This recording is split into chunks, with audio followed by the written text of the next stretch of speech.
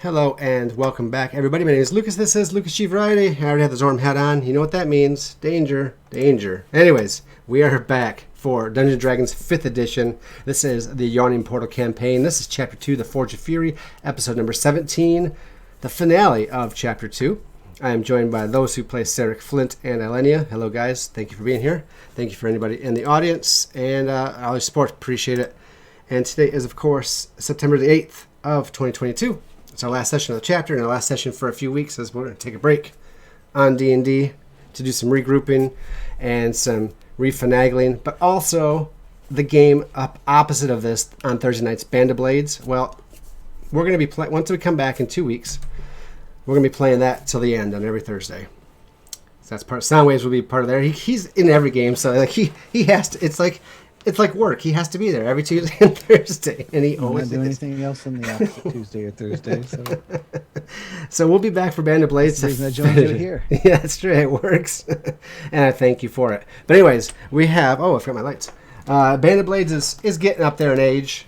It's time to close and bring that story to an end. And also, we have a first-time expectant father in our group, Dom, our good old friend Dom, who's going to be daddy in November. So we are gonna get him out of here so he is safe and fine. Otherwise, we are back. What happened last time?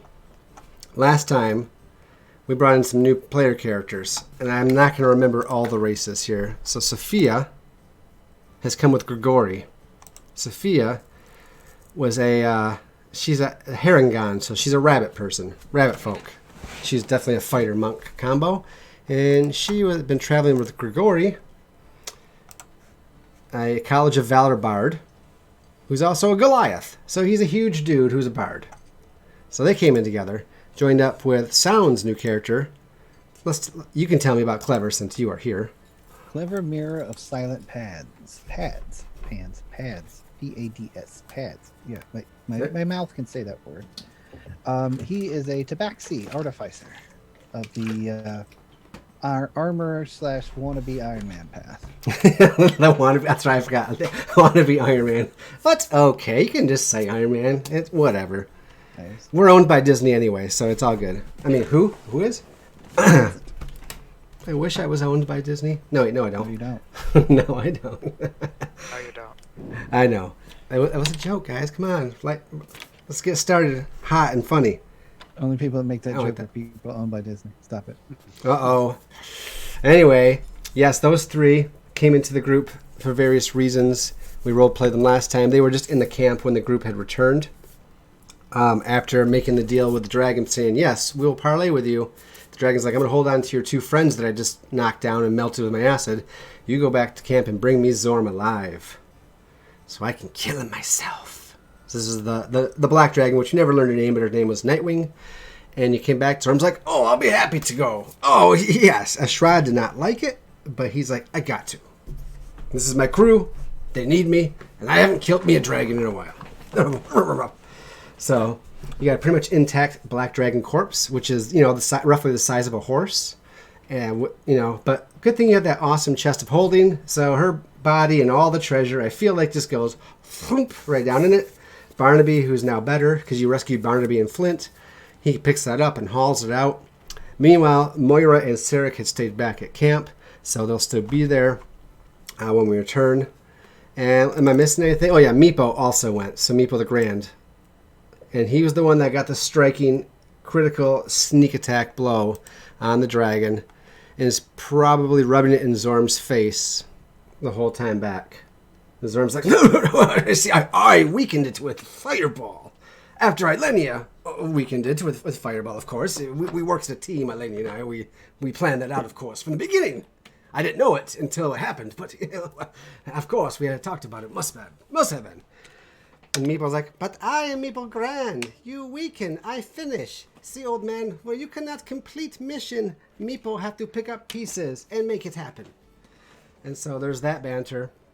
You guys hear it loud and clear, Sarek and Ashrad and Moira and Archie. Now let's just go ahead and get everybody over to the camp scene. I am fast forwarding, but I assume, unless you guys tell me different or want to go back, I assume you loot the dragon and the treasure and you leave. You guys can tell me different. or you can go back and get a rest, and then Sarah can go. You guys can tell me if you feel like you are going to want to go back in there, or if you guys are done, you've completed all the side missions and the main mission, if we're looking at like Fallout or Skyrim here. Everything has been completed in this area. No new side quests have started. You're free to return to town. I'll let you guys make that decision. Flint wouldn't want to go back because he only was in there to support the group, and now the group needs to leave because they're all beat to hell and back. Okay. He's also kind of halfy melty Well, and having to walk for a lot longer than he desires. Yep. His legs were not made for walking. Well, he can fly. I'm sure he got I'm healed sure up he before can returning. eventually. He's got spells. He'll heal himself back up, but Yep. there's the fact that he was grounded for. Well, I don't know who would be talking about it louder. See, maybe Flint would hold back. Maybe is Flint singing the song of their triumph as they come into camp? Is this something he would do? He'd be writing a song, yes, but he's not singing the triumph when he comes back because he didn't triumph at all. Okay, I'm just seeing. So I feel like it's Zorm and Meepo having this conversation. Ilenia usually is rather quiet unless Ilenia is talking loud, and I don't know enough about. I guess Grigori. I'd have to ask Vort, but I guess Grigori, who's also a bard, he was there in part of that battle. He might be talking or chanting or monologuing or singing. I don't know his style of music or bardic inspiration and lore, but maybe he's talking about it loud as you come back. I mean, Sarek from a distance, and Ashrad stands up. She's like, I hear Zorm. I hear everybody. Archie's like, oh, good. Can't wait to collaborate with some more of my kind. And Eleni, of course, is back. Well, of course, he's going to start. He's like, yep. Oh, that's good. Yep, I'm ready. Oh, yeah, sorry. I'm ready. He looks over at Sarek. He's like, oh, women, huh? Oh, man. Don't do that. So I guess, actually, I have everybody around the fire here, but not everybody would be around the fire. So Beery, who's your green-scaled kobold fighter, she perks up. Archie, Ashrad, and Zorm, and that's all that's left. So Grigori maybe comes in. Oh yeah, I'm sorry. And Sarek and Moira have been able to be there too, maybe around the fire at this point. Sarek, you hear them coming victoriously long before they open the tent flaps. And I'll leave it to you guys, because I'm not going to roleplay all these characters, especially Vort's characters. Why not? Yeah. The energy his takes is beyond me right now. The amount of noise they're making, the dragon must be dead. It doesn't sound like screams of panic. Shrad's like, I concur. And Archie's like plucking his harp. I'm already going to make a great story out of this. As if I was there the whole time. I just need to talk to Flint first and see what he has to say, of course. After Ilenia and I have dinner. That's right, I gotta make some dinner for her. And Grigori walks in. Huh? I was going to say we're not having dinner together. You didn't hear that. Oh, He's not. we're close enough. My bad. But I'm sure that would still be your answer once he Yep. asks you to dinner. Here's how it happens. You know what? Go ahead and make a. This is. What's your passive perception? Un momento. We're gonna make it fun here. And where's Archie's character sheet? Her passive perception is a 13. I hate to say this is a deception, but Yeah, it wouldn't be deception. He's being earnest. no, persuasion. Unless you can beat like a DC 60 or 70. No. Okay, so you rolled a 15. What's your passive? 13. So upcoming during this whole next scene, at some point, he's like, he'll talk to you, and what you won't realize is slowly after you sat around the fire, eventually he's somehow sitting next to you, and you guys each have a bowl of stew and bread and wine, and somehow he's served you dinner and is eating with you without before you realize it's happening, and then you're halfway into the meal, just like, okay. He hasn't been actually atrocious this time around. He's actually been seemed genuine, but You just don't notice how sly he's being. And he's just like, do, do, do. Oh, class, yes. Oh, right over here. Anyways, Grigori comes in, and then Meepo comes in, and then Zorm tries to come in and gets caught up in the curtain and then ends up going back the other way. And so we don't see him for like a moment or two. Oh, yeah. And then Ilenia is able to come in, Sophia, Flint, and Clever, as however you want. But Meepo was like, Meepo the Grand. Holds his arm up high. You guys walk in behind him, you're towering over him because he's very short. Meepo the Grand, Slayer of Dragon. Like sound of it. Very good. Beery, mistalk. Anyway, I'll let you guys take it for a memento here. Lit just flies over to land on Archie's shoulder with a thump. I know you're going to interact with yet another NPC. Sorry. No, he's just going to sit on it. He's not going to say anything. He's going to sit. Just like exhausted. Oh, well. Hey, old chum. I cannot wait to hear the story. You've got to tell me everything. I was nearly dead, and then they woke me up because they won. I missed the story. You missed the story. he just You also smell horrific. Ah. Acid. I was. You do know that wings are delicate, and acid is not. And I missed the story. He just starts. This is. He just kind of like butts his head over into the side of his head. I've not missed a story in years. Last time was your fault. You see Archie's lower lip is quivering, and he's like got a tear running down his cheek because, as a bard, missing the story is about the worst thing that can happen. Sometimes worse than a player death, right? Or a group. It is for me. So he's just a close up with like Flint's head here, and Archie's like looking at the sky, quivering, and the tears just coming down his face. Oh no, my friend, I will do whatever I can to comfort you. After, of course, I sit with Ilenia for a few minutes. Hey, good chap. To have dinner. Yes. Wait Are a you minute. going for the subtle route this time, or are you being stupid again? Oh, a little bit of column A and a little bit of column B. Probably more column B. Fine. He starts to hop off his shoulder, fly again, and just kind of floats over to a wagon. Before he goes, though, he goes, but hold on one second. Ashrad was talking that they plan to go to Waterdeep. I've never been to Waterdeep. It's huge. It's ginormous. Have you ever been? Of course not. I've been chasing you for these years. Just imagine we get our tails straight, and you, myself, maybe the Goliath, I don't know. He's a noob. He goes, we can tell our tale across the whole city, make all kinds of coin. Wine, women, wealth. All ours. This time we split any takes evenly? Yes, of course. I am legit now. I'm sorry about my shady past. I am a legit bard. All truthful. Semi-knowing. That's the first time I've actually known you to lie, not just assumed. And he hops off the show and flies away. No. I really have changed. You wait. Anyway. I could be that ridiculous guy all day, but I don't want to be. Well, I mean, it's not really character.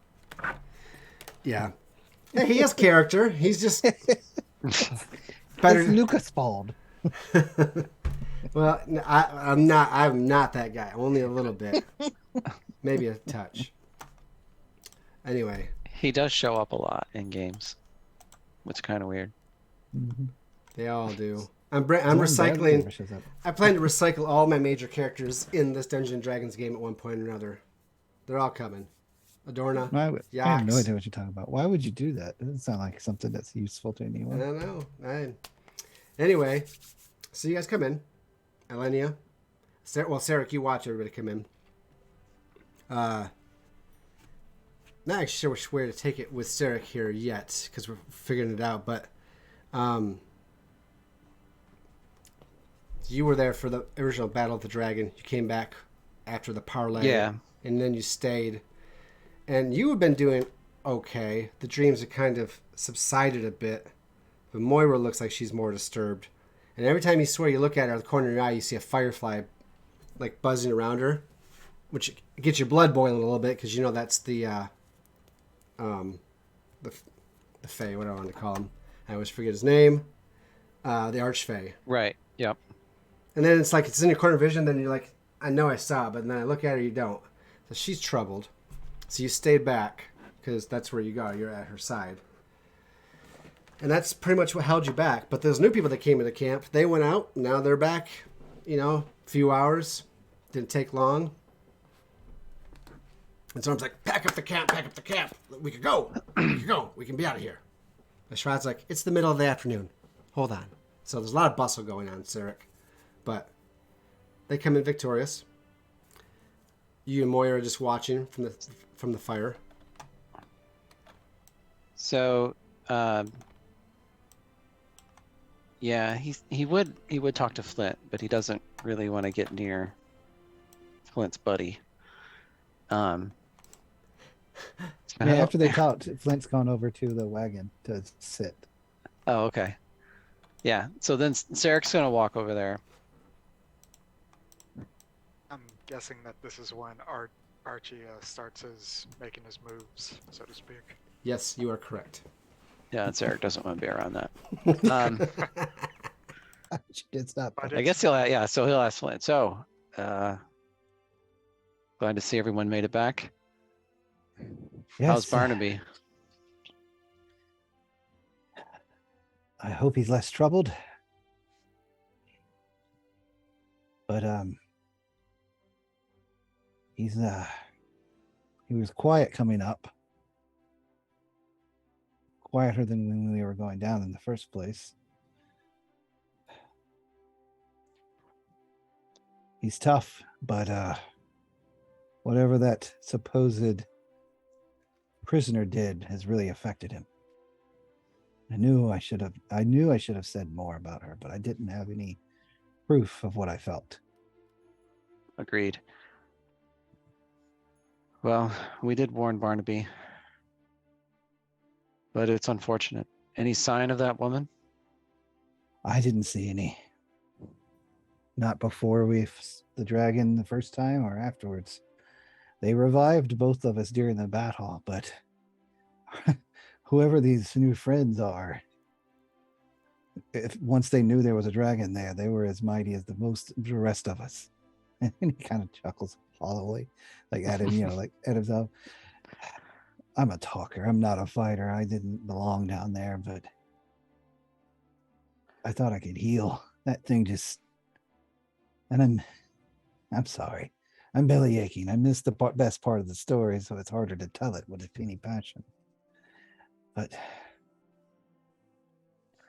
Zorm played the part of the fool, which he seems to enjoy. And from what I can recall in my fits of blacking in and out before they healed me, the creature gloated and then was struck down by your friends. I guess my friends now too, since they saved my bacon. Good. Hopefully Zorm actually contributed this time. I think he did. I heard him say, "Oh, I can cast spells now too," but I don't really know the reference to which he was speaking. Well, good. Welcome back then. It's good to see you. And your missus? Disturbed. We are torn between hunting down this woman who did something to Barnaby and chasing that which haunts Moira. Flint pulls out the book he has in his pocket or in his knapsack that he's been reading. Me and Alenia have been trying to figure out who she was based off this old book, but so far it has no references to her but the past of this place. Her story was shaky as far as I was concerned, but something did lock her in because it was us who let her out. Otherwise, the dragon probably could have done it himself. or herself. It's hard to tell dragons at times. I don't know, Lord Sarek. The woman may be as gone as the wind. Or she may come back later to try to finish off her snack. I don't know. She did something to him, that much is clear. But I'm no cleric. Well, we'll be ready for her. Whatever her enchantment was, we'll make sure it doesn't work next time. Hopefully one of us more cynic people will keep the more noble ones from being so noble they walk off for the first pretty face. He kind of chuckles. That is the most self-depreciating thing a bard has probably ever said. Well, I'm sure you'll make a song about it and it'll make you feel better. Oh, this malaise will pass as soon as my wings no longer feel heavier than my face. He kind of shuffle a little bit, like he's literally like shaking his shoulders, like he's just molting season is for birds, but I now know why they're always angry. He literally plucks one loose. It's all mottled green and like dead. Are you still injured? No. Okay. He's like the His smallest. skin's a little red from being burned, but Sure. Yeah. He's got some dead feathers. Yeah. Acid does eat. No big deal. ugh. Well, Eilenia may wish the dragon took her once Archie gets a hold of her. He's harmless. Well, to her. I laugh. He's currently like Eilenia has this food and drink and is sitting down. Maybe you tell me, Eilenia, but you know. Oh yeah, no, I'd say that she's kind of hungry because, well, I'm just going to say that casting magic kind of does that to a person, and B, all the walking around. And so after feeding Quarian, I don't even know what he would eat. Mice? Just, I mean, is it a raven? No, owl, but he's a fae. Fayal. You could probably eat some meat. It might survive on berries and nuts if you had them, if nothing else. Yeah, probably hunt on its own better than we could feed it. Mm-hmm. Yeah. And then like she's too like distracted to notice Archie feeding her. Yeah. And then Points across to that, and he's like, "This is at his best behavior. It took 6 years of Bard College to get him this far. He's a diamond in the rough. If the diamond was made of rock." Meathead. Go ahead. Meathead. Eilenia, what else were you going to say? let me look at her spells before I continue. Okay. So she already has like a bowl of stew, like a quarter loaf of bread, and a glass of warm mead. She sliced up the bread and started gingerly eating it. Yeah. Let me see what spells I can cast on you before I even answer you. And Archie is just like sitting about two people away by the fire, but now he's slipped into one space away. Yep. Okay, keep going. What does this do? That's funny. It's gonna move a bunch of people around. Zorm finally makes it back in after getting lost. He comes in the other entrance. He's like, "Well, there you are. You changed the tent around." Oh, my hat. Oh. Anyway, Barnaby, if we could see. Actually, where's my Barnaby token? Why am I missing it? Barnaby is bird? No, I think I moved him because when he was captured. I think. Anyway, so you guys are scattered all over. See, I think Sarek was talking to Flint over yonder. The kobolds have stepped away, and Meepo was like beating his chest, talking to Beery. Right? Moira's by the fire. Eilenia's a little bit. Archie's kind of slipped closer. The noobs have kind of taken their place around the fire. Maybe. And you can tell me anything that you guys that doesn't agree with you. And Barnaby's like, he sighs. Zorm's like, "Show them the quarry," and he like reaches down into the chest of holding. It takes a minute and some finagling because it's a huge horse-sized dragon body. I feel like with the magic you can kind of pull it out easily onto the ground before, I don't know. I'm just Hollywooding it up here. Really cool it. Yeah, suddenly this big dragon is there. Just drug out, flopped. Yeah. The dead big dragon? Yes. Oh, well, that's interesting you say that. No. Yes, so basically... Frame animates in 1d2 rounds. It's actually a white. We're in the Game of Thrones. Da, da, da, da. So yeah, there's your camp. Some of that in there.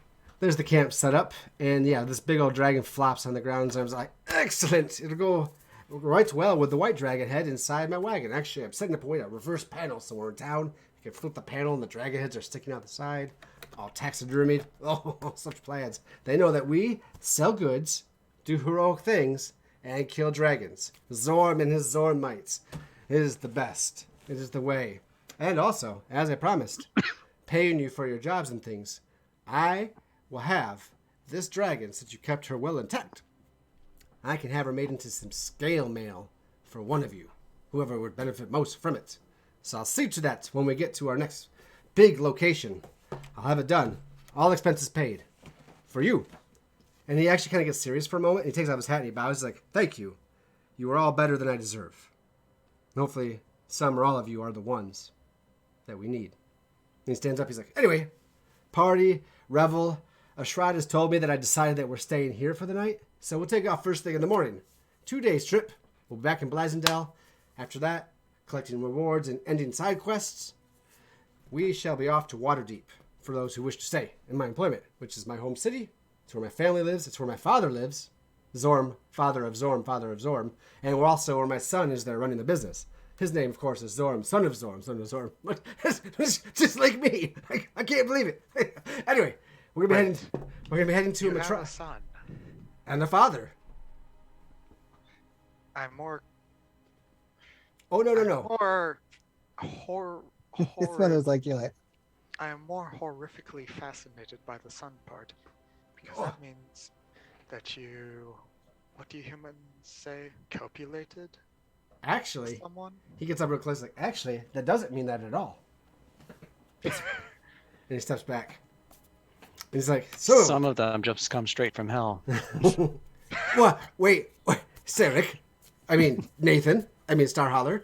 He calls you these weird names, Sarek, that you don't quite understand. He's like, don't spoil the surprises by breaking the meta walls and just stay over there. Anyway, just ignore that, everybody.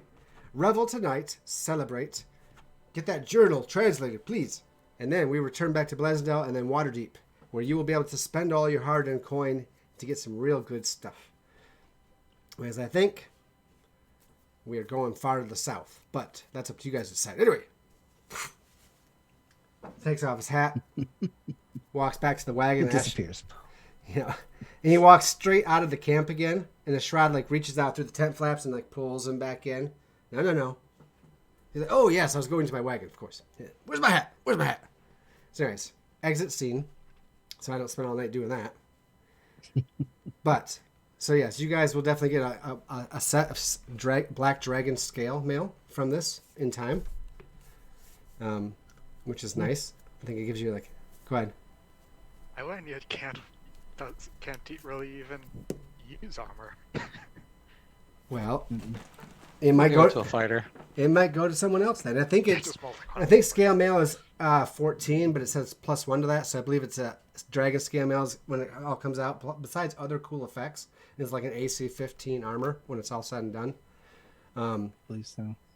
And I think resistance, obviously, is the breath weapon of other black dragons. And I believe also you can sense a black dragon within X amount of miles at any good time. You'd be like, oh, there's a black dragon within 50 miles of us. So there's some cool stuff. You can look it up. But anyway, I'm getting off the beaten path here. Flint and Sarek are talking. Elenia, Archie's now sitting next to you. And it's about that time where you guys are having a laugh together. You're like, wait a minute, why did I just laugh? Why did I just laugh at what he said? Iwania just looks at Archie and uses Mage Hand to send his bowl of stew, whatever's left to it, straight into his face as she moves away. Oh, it's so cruel. He's been such a nice guy. Okay, he's like, so anyway, as I was saying to Flint, And then she's going to go. He's Not dripping. storm, but almost unhappily, go retreat elsewhere. Okay. Subtle. Quarian just gives an apologetic hoot and then flies off. Like Soundwave said, probably to better feed himself than you could. Like here's a dead. No! He hoots an apology, then flies off to wherever Ilenia went. Oh, okay.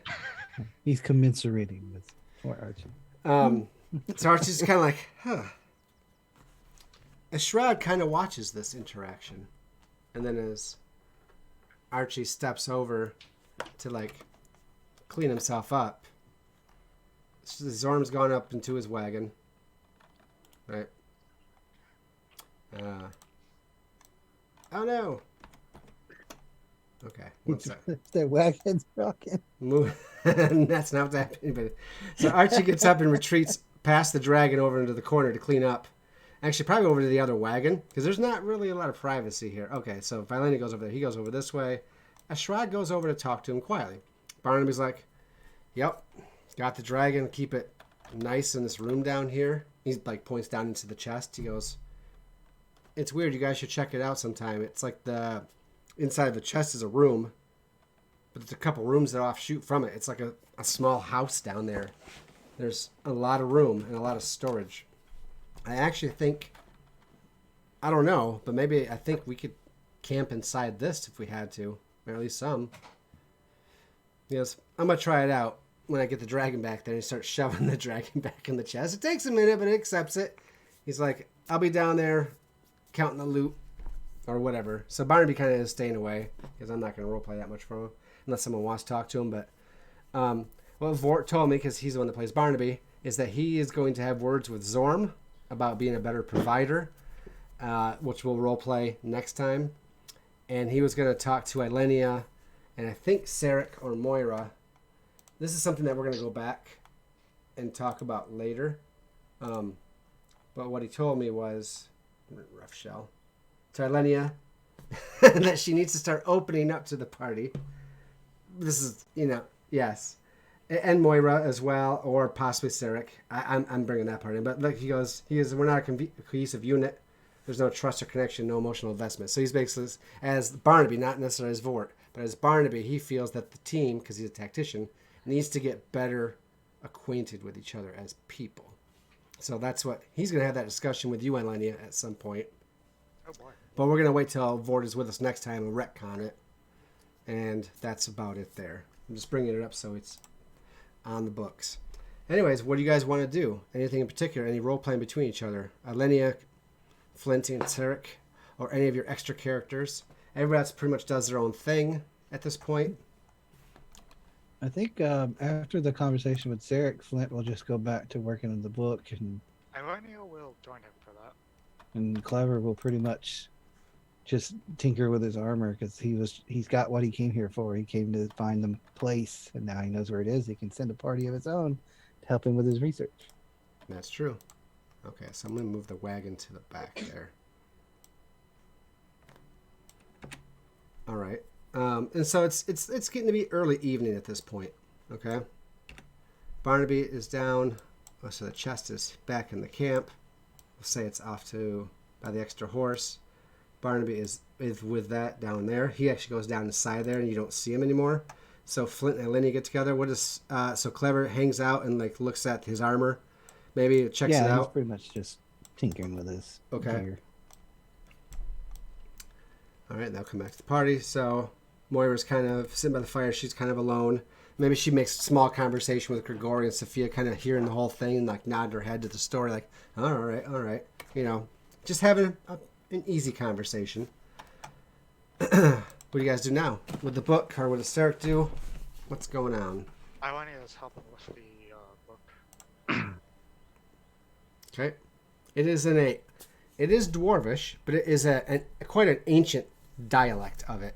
It's kind of like, translating some hardcore Cajun Southern American style, like something that's like I hear the words and I kind of get the concept, but I got to think about it and run it over a few times, or just any lingo you're not used to in your own language, right? I just use that as an example. There's like sections of it that technically mean the same thing, but the words is like there's a sentence for the word here. Yeah. Nah, it's like this says blah blah blah blah. It translates best to hello. Is this guy talking about his mother here, or is he slinging an insult at somebody? I just don't understand. This guy's name is 3 paragraphs long, but really it's just his name plus the location he was born at. So it's not important to what we're doing right now. All right. You guys tell me if there's anything major that you want to expound upon, or else I will move us towards getting into town to finish up. Because I can't find your DM, would Ilenia have a easier time with the ancient dialect? You can, my DM? You mean? Oh, yeah. I know I've DM'd you in the past, but... No, I don't always see it. For the life of me, I cannot find it. It's okay. It doesn't matter. You can just ask me that out loud. I would say that's fair. Oh, there it is. Okay. Because of who Ilenia is, that we're finding out slowly. I would give you an advantage on any checks at this point, but if we're not actually making rolls, I would say that you might be just a little bit quicker than Flint to decipher stuff, but he might come in with some interesting tidbits or knowledge that you don't know that helps put some pieces together for you. As you're like, here's the words plane, and Flint might be like, well, I think it kind of means what they're talking about here is this, and you're like, well then that means this is that, and you guys are... According to old tales, this guy would say this sort of thing in this situation, which sounds very similar, but is kind of worded differently here. So yes, I'll give you that advantage, even though you don't have to make a roll or anything. Yeah. Culture and knowledge. Too. Okay. Sarek, what are you up to? Anything particular? Nothing particular. So he's, still talking with Moira, making their plans. And then, they're gonna plan their departure. So probably in town is probably what they're gonna do. Okay. But no one else knows this yet, or no, they haven't. I don't think so. I don't think they've discussed it openly. Very good. And we see this and we're like, wait, what? But that's all we get for now. There's just a quiet discussion. All right. Well, I'm going to fast forward. Unless Flint or Eleni, unless you guys are doing anything else, or Sarek, I'm going to fast forward as 2 days coming into Blasnadell, the city. Okay. You guys, anybody? I'll allow it. Just making sure. Thank you for the allowance. I appreciate it. I will post loot. I'll just read some of the stuff now as you get like rewards and things, but don't worry about copying it down. I will do that. Because it's not going to be a big... This is not the time to buy and sell. This will be kind of done on the side. But after this, the plan is, because Zorm has a big plan, which we know bits and pieces of, and he's going to Waterdeep, which is along the Sword Coast. It's a huge metropolis. It's one of the big ones, and that's where he's going. Basically, to recap, Zorm has got the Gold Dragon bloodline. Zormandos have worked with dragons for centuries, and they have a prophet. This prophet said, Zorm, you're going to be the one to find those who are going to save or destroy the world. He's like, all right. So his whole thing is to go out and hunt down this red dragon worm that's already dead, hunt down its final location, some information about it, which is coming up in the journal and all that, for our next module. But that whole quest, which is not the main quest, is a quest that pulls the heroes out of their hiding and puts them together. That's the long and short of the prophecy. So he just gets back to town. He's like, park the wagons, go do your thing. We'll leave in about a day or so. As you guys are coming into the city, and this is obviously for Vort, so we're going to have to retcon this a little bit too. As you guys get close to Blasendale, which is a medium-sized town, it's a good-sized town. I forgot how many people it had exactly, but it's a nice little place. You see that there is currently a sizable militant force just camped outside the main walls. Like, you're going to come into the town from the east or from the north. This is just outside the city on the north side, northeast of the city. They're squatted down. They're there. They're in a full-out camp. Yeah, full-out camp. This town's a population of 2,000, quite diverse. Humans are the largest group, I certify that. But yeah, this is a force of several hundred. And they are flying the large banner of a white background and the red chess piece, the horse chess piece, the knight chess piece, a red color on a white background. Any casual eyes were like, wait a minute, that looks familiar. And you look over at Barnaby's armor, and that's what he has emblazoned on his breastplate of his heavy armor. So these are a large contingent of the red knight, the red lady, the goddess of war, but the tactician goddess of war, not the like Cord where, hey, just go in and kill because you're a barbarian or a crazy fighter. You know, it's Barnaby, just like how Barnaby acts. You know, we should devise a plan, blah, blah, blah. And there's a huge contingent there. And Barnaby's like, for a Minotaur, his eyes, I mean, just like his bull eyes just go like wide as dinner plates for a minute before he regains composure. He's like, well, I'll see to that, I guess. Hops down off the wagon. You guys can take care of all the stuff. I've divided all the treasure, all the coin. It's down inside the chest with the dragon. I'll meet up with you later. He leaves the group to go talk with them. Anybody else wants to go, they can, but it's really more his affair. And like I said, I'm going to retcon that with him next time too. Otherwise, you guys ride into town. And if you need to interrupt me for anything, go ahead. But you had a job from the mayor. You had a job from the baron. You had a job from a man and a boy, not father and son, but who had two women kidnapped. One was the guy's wife, and one was the kid's mother.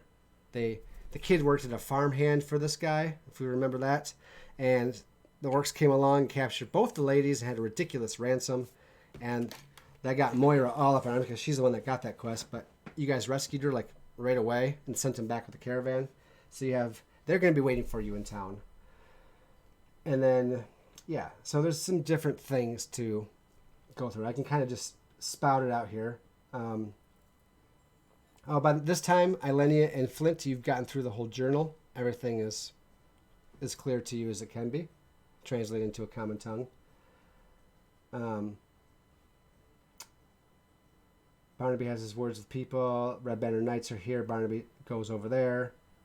And yeah, as you come into town, you guys make noise. Because this is the third time this caravan has rolled into town, but this time there's way more people with them. And the kids are coming out because they're like seeing all the weird people, like the rabbit person and the Goliath and the cat person, who's actually smaller than the rabbit person because the cat person is like 4 feet tall or something. And the rabbit person is very tall, especially with her ears. Then you got the elves. You got the elves and the humans and the half-elves. Oh my, there's 3 bards in the party, so you know it's loud and it's boisterous. You got that weird dude with the crazy man with a hat and the drow elf lady that sits there always very quiet. So you guys are quite a spectacle in this small... I feel like we've got a slightly subdued version of Aladdin's entourage. You don't have 75 golden camels, I'm afraid. Yeah, that's the only thing we feel like we're missing at this point. We don't have a camel person. You also don't have a monkey. He's got the monkey. He's got the monkey. I mean, we have a monkey. Man, you know what? That is one of those earwig songs. It's either Meepo or right, your other character. Who, Archie? Archie. Or Zorn? I forgot about the kobolds. And the kobolds ride, like Beery rides in the back of the wagon, but now Meepo stands atop with his arms stretched out. He wanted you guys to cut the dragon's head off for him so he could pose with its head, with his foot on the head, on top of the wagon as you rode into town. You know, I'll let the group decide. Is that something that you guys be like, sure, we don't care? Or we'd be like, no, that's kind of scary for kids. We shouldn't do that. I mean, Meeple's like, I kill it. I want to stand with foot on head so everyone knows we kill dragon, but especially Meepo kill dragon. I mean, if he's standing on it when we ride into town, he's gonna fall off the wagon. No, he's got like the Captain Morgan pose on it, so it's the head with part of the neck would be laying on top of the wagon. He just have his like right foot up on it, like Captain Morgan style with a pose, just like yes, he's basically a bard himself. Yeah, basically. If no one cares, then we can do that. If you guys think that's not a good idea, we don't have to. Yeah, out of character, I find it a stupid idea for him, but in character, Flit does not care. He does not care about this, and Clever just thinks it's funny. Okay. Elenia. Oh. I'm asking group opinion. I'm just keeping up ideas, but you guys have to decide this stuff. Opinion on what? Sorry? My bad. Oh, that's a horse. On Meepo having the dragon's head on top of the wagon while he stands atop of it triumphantly. Out of character, I think that'd be a bit scary. In character, Ilenia doesn't really care either way. It's not a book, ergo it doesn't get Doesn't get much attention. Okay. Sarek? What does Sarek think? Sarek's usually, I know, to himself, but he also cares about integrity? I don't know what Sarek's thinking. But So, I mean, he's already cut the head off, right? He's in the process of dragging it up onto the... he would want to. He would have asked us before you guys got in town. Like, you would have, like, the night before camping or something. Oh. So he would like to, I want to do this when we ride into town. May I? Storm's like, well, I think it's a good idea, but I'm not the boss here. And Shroud's like, yeah. I don't care. I wasn't there. It's not my trophy.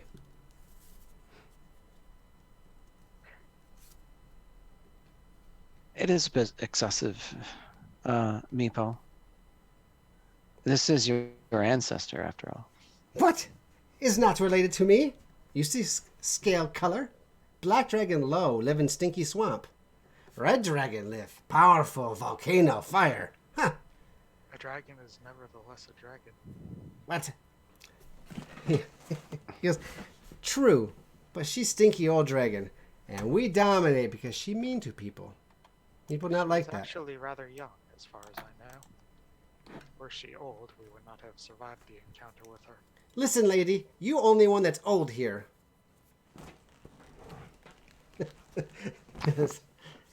Meepo's going to get a mage hand and give smack.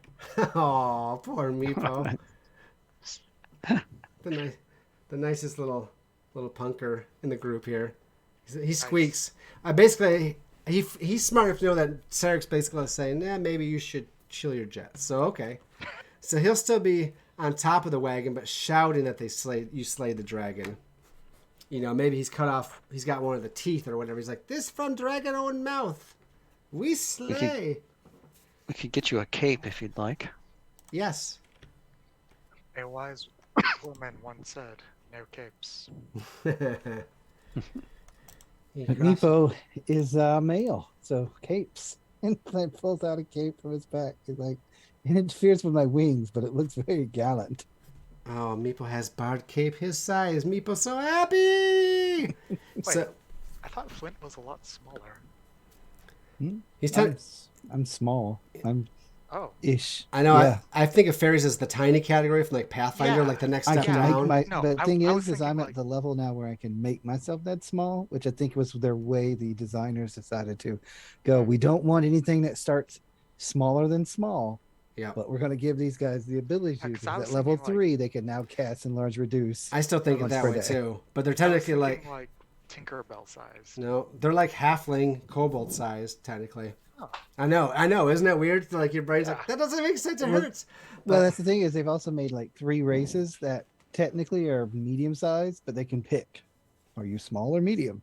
Mm-hmm. Because cats, the Tabaxi can be small or medium because, well, some cats are smaller than others. So, what type of cat are you? Humans are not, and the other elves are all the same exact.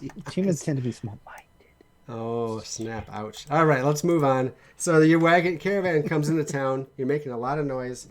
And it doesn't take long for the mayor barrack to come with a couple soldiers. Mayor for mayor. People are gathering around and just asking questions. Kids are like wanting to see, the different folk. And the kobolds are interesting, but also scary. But the rabbit lady, she's super cool looking. She's all like monked out and is a rabbit lady. So the Goliath is just like, I don't know these new characters well enough, right? So it's not long when you guys are like undoing the wagons, and I'll have, let's say maybe the mayor approaches Sarek. And while this is happening, a coach rolls up, nicer than everything else in town, doesn't fit. And there's a footman that opens the door and is like, Lady Ilenia Amastasia. He goes, Baron Althen request your presence at your earliest convenience. Is this the person we talked to earlier? This is the Baron that wanted the blades and also said, I will open my library to you if you want. That's the one that Ilenia personally talked to, if I remember correctly. So yeah, you guys have been in town 5 minutes. Suddenly his coach rolls up to like take you back to his keep, which is, or that's actually his manor house, which is nicer than the mayor's because, you know, he's the Baron. He's a Baron that squats in this little town and just is rich, but doesn't seem to do it. I mean, you got along with him well last time, I feel like. So you don't have to get in. They just roll it up for you in case you decide to. But you did want to watch. You did want to go through his library. Yeah. Ilenia. And before the sweet story character death. Ilenia will get in. Okay.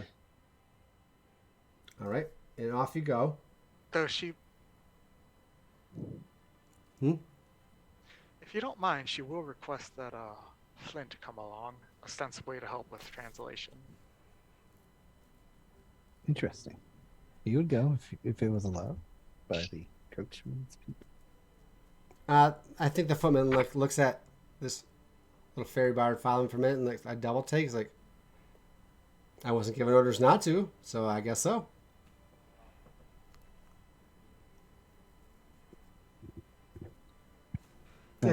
If Flint wants to go, of course. Yeah, that will go. If he wants to go. He doesn't care. Okay.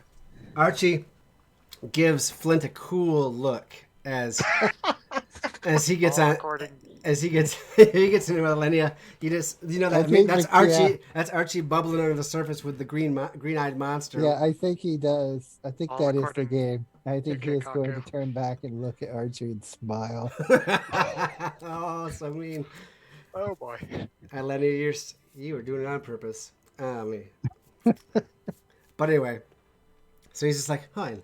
And he turns around with like a Shroud and Zorm and just like, I'll tell you a tale. What this other Goliath told me. And the Goliath's like, hey, I'll tell it. Whatever. Moving to the bar. Sarek, you're approached by the mayor. He's walking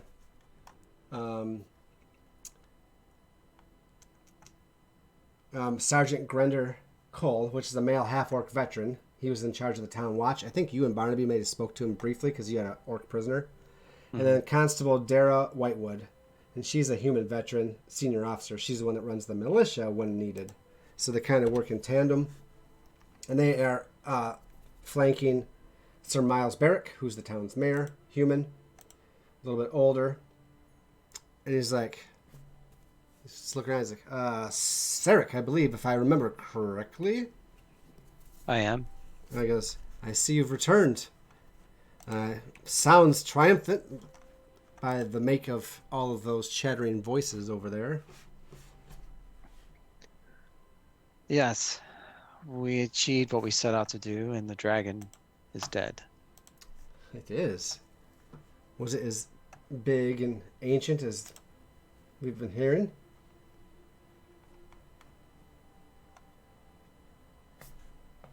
Oop. Did I lose you guys? Nope. We're coming back? Yeah, I can still hear you. All right. Looks like everybody froze. Okay. Everybody's come back now. It's really just me on my end, having unstable internet. All right, so he's like, oh yeah, last thing he asked, and I didn't hear if you said it, Nathan. He's like, was the dragon as big and ancient as the talk was saying? Well, it was definitely big. I don't know about ancient. It seemed to be an adult. Was it what scale? What scale? He's referring to the color. Oh, black. It matches the description. So I believe if my history is correct, they vomit up acidic, melting. Oh yes, that I Pile. can verify. That would explain a lot of the farms closer to the Stone Tooth. That solves that. And the only dragon, as you could tell, as you would have told me. So it seems that we are in your debt. There's one thing to be on the lookout for. We encountered a woman in that dungeon who seems to have eluded us now, but we suspect she has nefarious motives. she beguiled one of our companions. And if she's in this town hiding, she could be very dangerous to your people. He's like, he looks at the he looks at the cons. Oh, I'm sorry. Go ahead. I forgot to talk to Sarek after we finished the book. Was there something you would have told him? Mm-hmm. Oh well, Yeah. let's jump back. What part and when would you have told him? So basically, the night that he found out about the book, when Sarek's not busy tending to what he considers his common law wife, Flint would hover nearby and be like, "I found something of interest, Lord Sarek." He calls you Lord for some reason. It's in my head now. I don't even realize. I realize you're not named Lord Sarek anywhere else, but my brain just said, "Nah, it's a cool name. I like it." You call him Gancho or something. What did you find? Before the, as he even called it himself, the sunless citadel fell to the orcs, their greatest thinker sought to recreate magics they used in their past to defeat a great evil. Summoning magics. It doesn't say if he rambles here, and he like flips a page or two back and forth. He rambles a bit across the pages about day-to-day stuff and whatnot. But here, what did he speak of bringing from the abyss? A succubus? Was that the type of creature he buttered under his insane breath? I must have heard it wrong, but we have no time to think about it. And we suspect our prisoner friend. Is this succubus? It would, I don't know the specifics. I haven't met one myself, and I didn't exactly study monster lore, but they are known to seduce and devour their victims while they're still intact. So it makes sense. Of course, the common parlance in joking is it's sexual in nature, but perhaps it's more spiritual than that. She did something that we can't see and we couldn't prove, and yet he was wounded enough to fall with a single blow from a dragon when only I should have fell. Well, this is well, good to know that what we're up against it is disturbing. But it also gives us strength against her because these things are known to the world at large. It's just I happen to not be one of those that are privy to it. I see. Would she hide in the town nearby if she fled ahead of us? If she was clever, she would immediately, so that way she could get another meal and get on her way. Or if she's vicious, she may go after us again and just lay along the way, trying to catch us unawares along, and he kind of chuckles, along the way. I would not know. Like I said, I don't know enough about her, but I saw a word that even the author itself wasn't sure, so she could be something much worse. But even in a close proximity to what they summoned means it was not of this world. So we are more forewarned, just as the second group against the dragon was, and that turned out much differently. And she devours the flesh of her victims? It Or the seems soul? to be more like the soul or the life essence, from what I understand. I mean, I'm equivocating here because I know that victims of these demons, or these fiends, or whatever they're called, are whole when they're found, but they're just dead. So more detailed information would have to come to someone who's actually, well, dealt with them and knew what they were dealing with. Barnaby probably doesn't know, because if she bewitched him, he would not even know she did it if he was asleep. And he would still be under her bewitching. I would assume that it would broke when he fell to death and was revived, but assumptions are not truth. And a bard like myself can make your own assumptions into a truth whenever I wish by simple spinning your words. Well, we have more knowledge now than we did. I wanted to make sure you knew because I appreciate it. you're the magic user of the two of us. I just dabble. I profess knowledge of magic, but mostly to give me the chance to talk more later. It just helps me talk. It keeps me alive enough to talk. Yeah. I have healing right. magic, and I have like 3 or 4 other little party tricks. And yeah, he kind of chuckles. So Sarek will, but he'll still inform the mayor, but he'll change his description. Okay, so what do you tell him? Because he's going to ask me, what's her name? What's she look like? You know, Did we get it? What was her name? Did she? Idala. She told us $1. She gave the name of Idala. However, we believe her to be a demon, a succubi, What? specifically. And then they're all like, that's not just orcs and, dragons. It's like, Those are real? yeah, it's like, that's way bad, kind of thing. Sarek doesn't have tact. No, that's perfect. And that's perfect. So he's like, okay, well, what does she look like so we know what to be on the lookout for? Well, he gives the description, but if she can take on this form, she could simply change her appearance. But you must warn your people to be vigilant. She will obviously, we assume the creature will target males. Well, Never know. as long as, and he looks out like that big encampment, he goes, the Red Knights showed up here. Not a day and a half passed, and I'm ever for glad that the Baron said he was going to try to get help. He said that he summoned them here, but I don't know if I believe that.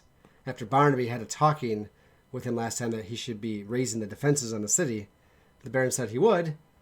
And they show up, connected to your Minotaur. And then the Baron said, yes, I summoned them. I think he's full of it. I think he's trying to take credit for something. However, there's about 500 strong out there, and they have a lot of clerics and paladins among them. I'll see if maybe I can bring a few to sweep through the city for a few days before they disembark. Maybe they can root out or drive away this thing if it came and followed you. I hope to the gods that you didn't bring something evil to our doorstep, but... There's always evil at your doorstep. It's just this time you happen to know what it is. There comes a chuckle from the half-orc, the sergeant. He's like, that's true. You make a lot of good points, Sarek. He goes, Mayor, you did have a deal with them. He goes, oh, yes. Orcs, or heads or ears for gold, I believe we had as a deal. I'd like to pay you for your efforts. How many did you end up slaying? And Sarek, you were given the bag, or maybe you have the bag. Vort kept track for us. There was 22 orc ears that you collected, plus the Great Ulf. We're going to count that because he threw that in there, so I'm okay with that, which was the ogre that was in charge of the orcs. So I'm going to say that counts as 23. So 23 times 25 gold piece per head. And that's out to 575 GP. That's a real nice little chunk of change right there. I did all this work. So yeah, out of me. A lot of orcs were taken down and collected. So anyways, he goes, yes, I'm sorry, orcs for ears. How many? What do you got for me? Did you clean them out? Are they done? Are we gonna be worried about seeing them again? He has the bag, right? Yeah. Well, here's your bag of flesh to prove our deed's done. The orcs are cleared out. The constable takes it. She's like, ooh, very good. It's like 22. Oh, it's a very large, not orc ear, but am I to assume that maybe this was the boss? Big enough to be one. Curious, what kind of creature fits this ear? Was it ogre? Yeah. Looked like an ogre. The constable Grendar, the half-orc, he's like, well, looks like one to me. He goes, that's fine, throw it in the bag. Is that 23? So he's like, Rattle's like, 575, Mayor. Mayor's like, ooh. He just does a little like, that's going to hurt the coffers. Maybe that many there. You're going to have to hurt the coffers. Maybe they'll settle for like 200. And, there's a looks given. He's like, all right. I'll have it brought to your caravan straight away. And he goes, anything else you wish to report? Anything you want to say? Anything you need done for your group? I mean, you're welcome to stay here and we'll give you room and board for the next few days. You can celebrate. You can tell your tale before you have it, I'm sure, moving on to your next thing. I do know the group will be moving on soon. And they probably will need to rest so we can recover our strength for the next few days. So we appreciate your hospitality. He goes, excellent. All right. Well, if you need anything, let me know. And he turns to you like, let us. Oh, I forgot what her rank's going to be. I'm just going to say Lord Knight right now because I don't know what her rank's supposed to be. He goes, let us go see Lord Knight Bainsworth. And he's pointing over to the encampment of the Red Knights. He's like, let's go and have our chat with her, see if she can get some paladins and clerics to do a sweep. They're like, yes. And they walk off to go leave outside the city and go to talk with the contingent of Red Knights that are there. So, they're gone. All right. I'll come back to you, Sarek. Wrapping some things up here as the carriage pulls up in front of the Banner's manor house to the west of the city. Elenia and Flint are allowed out, escorted up the stairs. You remember this manor house, I think, before, Elenia? Or maybe you talked to him I think maybe you talked to him at the mayor's, like the public office, because you were welcome to the library there. And I think maybe the Baron's like, hey, if you can do these things for me, you'll get access to my library, plus a reward, right? So I think we're going to wrap up you bringing the weapons that you found. There's actually, in this dungeon, there's actually 4 weapons to get. I think you guys retrieved 2 of them. But I believe the 2 that you didn't get were mundane, so they weren't worth as much. But you got the +1 longsword and the +2 great axe, which are what you're going to bank on. I believe, if I remember correctly, I'll go back and check. The dwarven sarcophagi that you didn't disturb, I believe one of the weapons was in one of those. And you guys said, no, we are not touching these graves. And, it's fine. It's fine. Was the other one in that one room? No, there was nothing in that room with all the stagnant water. There was not. There was like a cup. There's like a potion and some gold in the pocket of a corpse in the corner. If I remember right, because I haven't read that part in a long time, since right before I joined this group, I believe that thing had a potion to heal you from the damage you would take getting the potion. I remember right. It was something goofy like that. Like, why would you do this, book? Why would you make these people think there's something here and do this? Because, it's how they roll. But that's how they used to do these things. This is the old adventure. It was painful. Painful to get through this thing. Old days. I will let's do that. Equals, I said, equals 575. And Sarek, you were then approached by, actually Moira, when you go back to rejoin Moira, you are approached by Jaredale and Corona, the 2 ladies that you rescued, with one with her husband and the other one with her son. And we'll come back to you in a minute. So Elenia and Flint are shown inside the manor house, and Baron Althen is there. He's human. He's got silver in his beard. He's got the silver streaks at his temples, but he's got dark hair, dressed real nice. Of a man of probably his mid-50s, pretty elegant, dressed well, walks with a cane. We'll say he's got a lot of rings on and some necklaces. Lavish. He's got the biggest. He's got the biggest house in the city, and he's like, Elenia. He bows. Elenia shall curtsy. And or try to curtsy. It's been quite a while since she's done that. Sure. Say the least. And a friend you have brought with you. Flint bows dramatically in the air. Yes. It's a greetings to meet you, noble. I am Flint Airgrace, Bard of the College of Eloquence. Pleasure to meet you, sir. The bow you've given is returned with just as a flamboyant and deep bow, as he's got some elegance himself, I guess. He's like, Baron Althen, at your service. Baron Althen of Blasendale and the surrounding fiefdom. I probably got all that stuff wrong that I just said there. He goes, glad that you've returned. The word has passed quickly that you've come home triumphant, and so I sent straight away to keep up my end of the bargain and to call to you what I had requested of your group, for I am anxious to get moving ahead. You can see he's got plans in his head. So, Ellen, you can tell me if you do this or not. You guys went down there enough. He had offered 20 gold piece for just information about the forge being there. Okay, and this depends on all what you guys tell him and give him. He offered 100 gold if you gave him a solid map of the location. The best you can for those levels you were on. I assume the way you guys traveled, there's map making that can happen. So if you guys just say if you did or you didn't, right? If you made a good map, cool. If you didn't, whatever. I'd say we did. Okay. And then gold for any of the Durgidian marked blades that you could find there, which is, the dwarves of old that used to have the stone tooth until the orcs drove them out and killed them. And then a few centuries later, here we are with new orcs and other baddies inside the forge. And the Druigar down below now running the forge, right? He's like, please come with me. He takes you into a side room, refreshments. Actually, he goes, I have promised you, Elenia. His voice gets a little more sultry when he says your name. He's like, my library, for as long as you're here, whatever you wish. He goes, let you in there. I have cigars, pipes, brandy, wine, cucumbers, and other fruits and delights. And you guys go in and Cucumbers. Oh God. I don't know. I just came up with it. So actually, it was a delicacy at one point. It's just kind of easy to get now. Crispy vegetables and fruits, real nice finger foods. And you come into this library, like, all right, this must be the West Wing. No, but the West Wing is actually the library.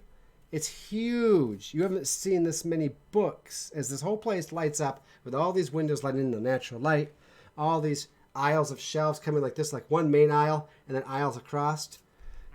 Like I think Beauty and the Beast, like that huge library, maybe not quite that big, from like the. It's been a long time since I've watched. It's a big A library, but anyways, it's a big library. It's not that big, but it's nice. It's got the balcony where you go up and you can get more books there, with the ladders you climb on both levels that slide on the wheels and on the rails, and you're just like, you haven't seen books of this measure in quite some time.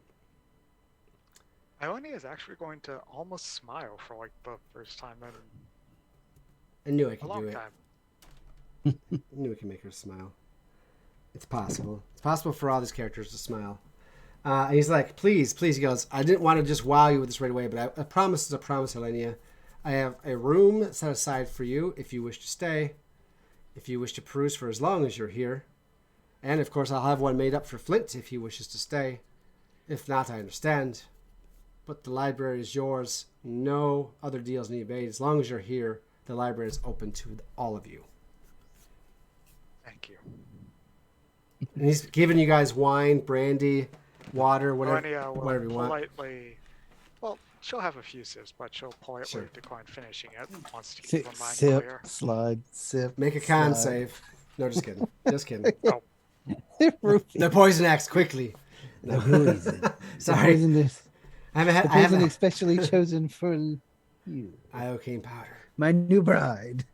basically Da-da-da. in another D&D campaign I'm in, the party recently, or not recently, but I'd say about 3 or 4 sessions ago, found out that one of the major nobles who earned his fortune through making wine had also been poisoning some of the wines. Awesome. Oh, too easy. Why not? Actually, I think Clint will have us something. He'll ask the noble some questions. I think if we can. Yes. If he's not too busy Well, schmoozing. You brought the weapons. No one seemed to want the great axe or the long sword, so it's gonna go to him, I assume, right? Unless someone wants to keep it last moment. I mean, I think that's kind of what he wants to talk to him Okay. about. Yep. Nope. Let's go. Let's do it. Noble sir, I wasn't with the party on their initial foray against the orcs, I believe, but I was there when they went to the last legs of their journey, where they found your forge that you're looking for. Oh yes, I want to know more about it. It is there, and it is manned again. Oh, really? And you stopped that, I assume?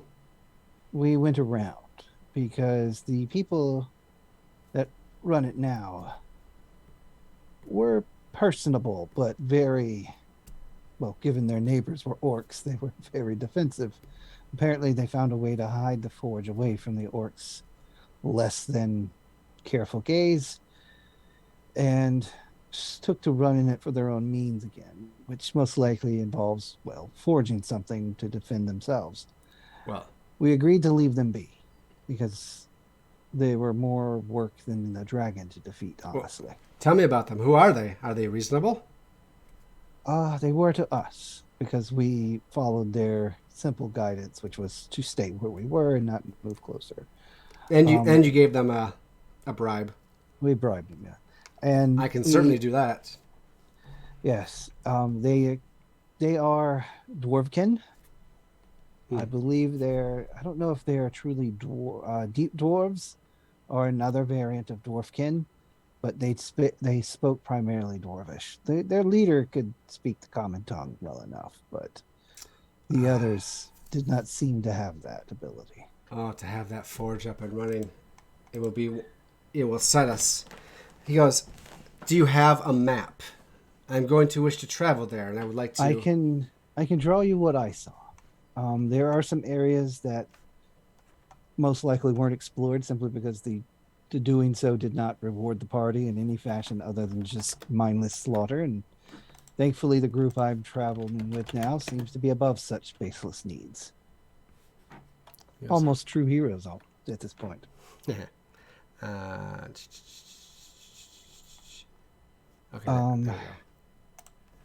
And there is another thing.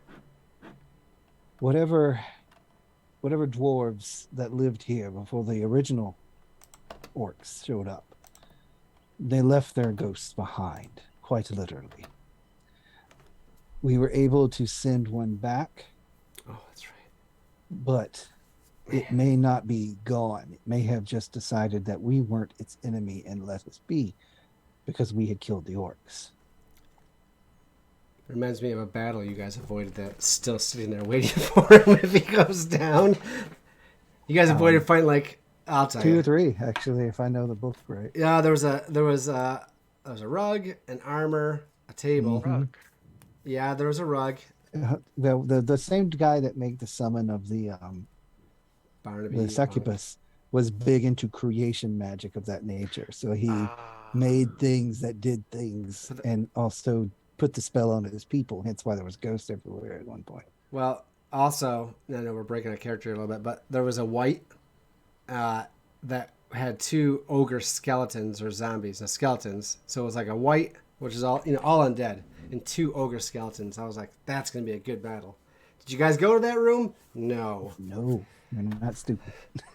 So, and there were some other zombies and some other stuff. But anyways. But yeah, he'll go well, I think between what Ilenia said that she would probably have a map, I think in what you have to fill in the blank, I think you're going to give him a good map, which is going to pay off that part of the quest. Because he wants to go there, and you get the idea right away. He wants to go there and make the forge zone. And he means to do it. And he has money and power, and so that's his next leg of the journey. Yeah, he does mention that there were graves that were undisturbed by us that may have more secrets, but he'll reiterate very firmly there were active ghosts that were avoided combat, so that means they're probably not going to be nice to anybody that just goes up and pokes it. I also want to ask Ilenia, do you inform him about the troglodytes that live down there that you guys also basically avoided? There's a lot of lizard folk that you did Flint not doesn't kill. know about that. No, you guys killed a couple lizard folk. You let go. You remember the grizzly bear they had chained up, and Moira said, "Hey, stop fighting us." Maybe he lost audio. No, I got a low power thing, except my phone is plugged in, so that's rather concerning. Uh-oh. Maybe your cord's not working. Or it's just not getting charged. No, if the cord wasn't working, the camera wouldn't work. Oh, that's true. But I guess it's not charging quite fast enough. Doesn't charge as quick. 20 more minutes. You got this. Do you tell him about the troglodytes living down there that you guys you only killed a couple, and you let the lizard out and the bear out. Yeah, I'd say we told him about that. All right, so he's like, when you get on the map and lay it out, you're like, this is where they kind of are over here. Here's where we didn't explore in the forge, so be careful. He's like, got it. So you guys get 20 gold piece for the information. Go ahead, Flint. I'll tell you the rest.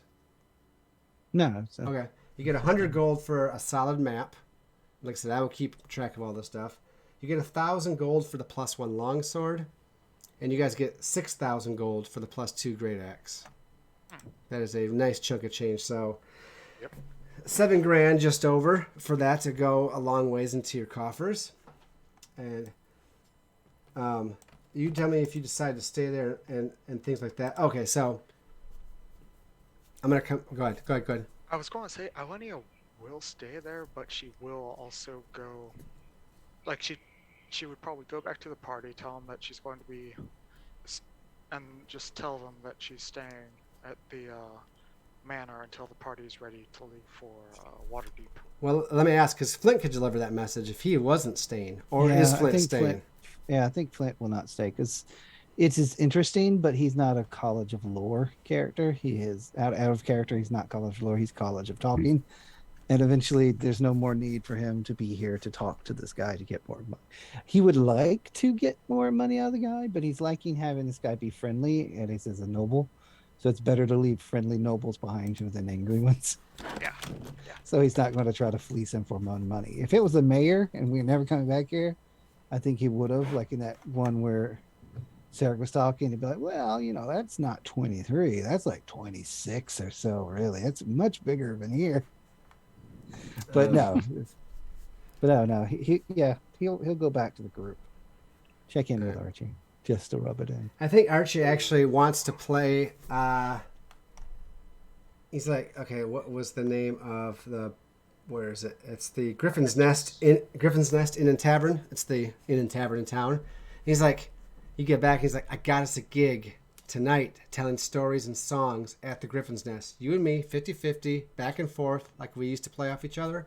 He goes, if you don't have anything better to do tonight, Flint, let's have some fun before we leave this burg. He agrees, and he'll smile and he'll be like, if you want to spend more time with that girl, you got to learn how to read, friend. I can read. She's at a library. A duke gave her a library for as long as she wants it, and she smiled.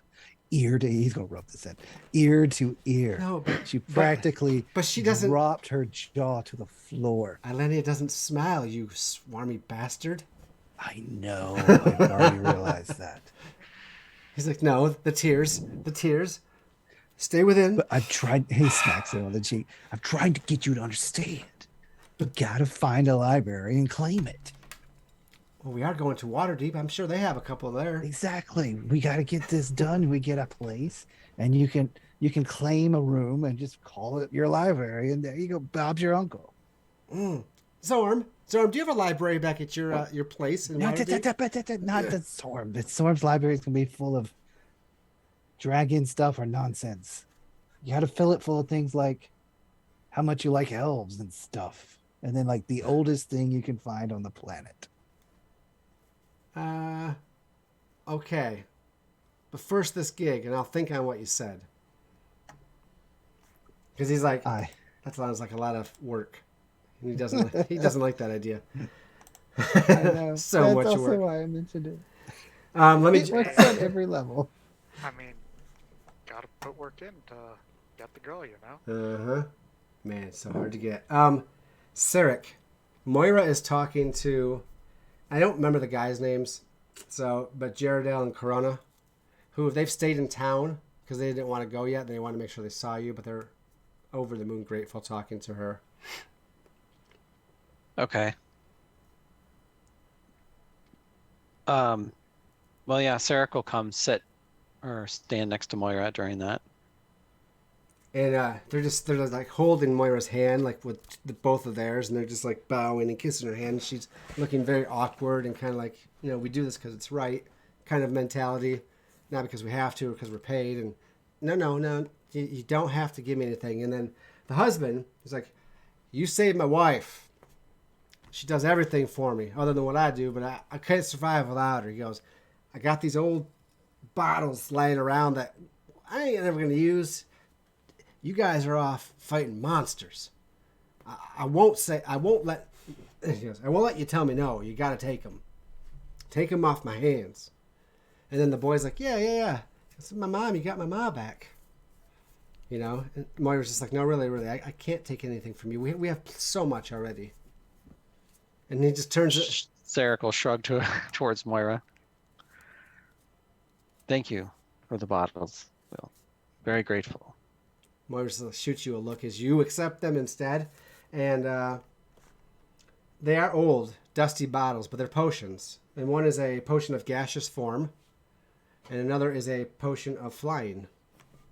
So, there. Sounds like a potion Flint needs. Maybe the gaseous form, maybe flying now. Who knows? Are you crippled? Potion of molting feathers. Now they're not huge things, but this is what he had laying around. They can't afford big treasures, but those are both good for what you need in a pinch, right? So again, I'll put that on the loot list later. But they're just like, we're so grateful. We're gonna head back out now that we know the dragon's dead and get back to work. And well, not so much the dragon, but the orcs are done kidnapping people. We can get back on the farm and try to get our crop ready because fall's. He goes, the reaping should have started 2 weeks ago, so we want to just wait around long enough to tell you thank you. Yeah. You are most welcome. And give you those bottles. Are they booze? Like, shut up, kid. No, they're better than that. Moonshine. Moonshine. So, I don't have much more to go with them, but they thank you. You say you're welcome. You get a couple things, and that's when Sarek. I know your eyes kind of drawn to the side, and you look back at the temple. Mm-hmm. The one that you talked to the lady there before. Boy, I had all the names. I have it somewhere, and now I can't remember anything. I don't remember. The temple was to 3 different gods, and they were the protector gods. And we had talked about it in our chat somewhere, but I can't remember any of their names right now. But there's like 3 of them. But it's Sister. I have her here. Sister Alonza, a female human priest. She heads up the small temple of the protector gods, which is Helm, Ilmater, and Saloon. And she is a Saloon worshiper herself, and she has 2 acolytes. So your eyes kind of drawn there as you recall the conversation when we're talking to her about her beliefs and things like that. And that's all I'm going to say about it, unless you go over there and just you remember that now. All the hubbub is dying down. People have come and gone, and then it's beginning to get early evening. Dusk is starting to set in, and it's kind of like, hey, sun's setting right over the the temple. Like an icon. Okay. Yeah. So he may visit there before they leave. Sure. We don't have to do it. I'm just making sure I'm tying up all the story ends before you guys leave forever, probably. Okay. You let me know if you do. Go ahead, Elenia. We'll definitely come back here, having to once the great big evil army of doom invades and have to fight to save the town again or something. Sure, or something. Now you've seen, as the evening goes on, you've seen that there are people of warriors or fighters of the Red Knight coming in pairs of 2s or 4s, and they're going door to door, and they're starting to patrol through the town. And they seem to be working with the militia, which is the militia is, of course, just called together, which are just townsfolk when the need arises. So it's not really a stable, militant or policing force here, unless it's enacted by the constable himself or herself. And like I said, the constable and the sergeant, they work closely with the mayor for that. So anyways, Sarek, you tell me if you go to visit Alonza, so I know if she gives you something or not, basically. Yeah. I mean, he's gonna go visit. Okay. Once things die down a bit, he'll head over there. All right. I'll come back to you in a minute, and then we'll get close to wrapping up here. Gotta keep drinking water because I'm doing so much talking. So it's later in the evening, and we'll jump ahead into the future just a little bit. Elena's been there for a few hours, and the Baron he gives you room. He keeps his distance. Baron Althon. And then he comes in, one of his servants who brings you like a dinner. And shortly after, he comes in. The table's still set up where the blades are. He was most intrigued by the blades. Like he's the longsword. He puts on his own hip. So the longsword is now his personal weapon, right? He's been trying it. And he's got the great axe. He's already having a plaque made for it so he can like hang it on the wall or do something with it. And he's just marveling at it, reading the maps. He's in the library, but he's not with you. And then eventually he's like, he comes over and he stands in front of the chair you're reading in and just waits quietly off to the side to wait for you to notice him, but now doesn't say anything until you notice him yourself. What do you do?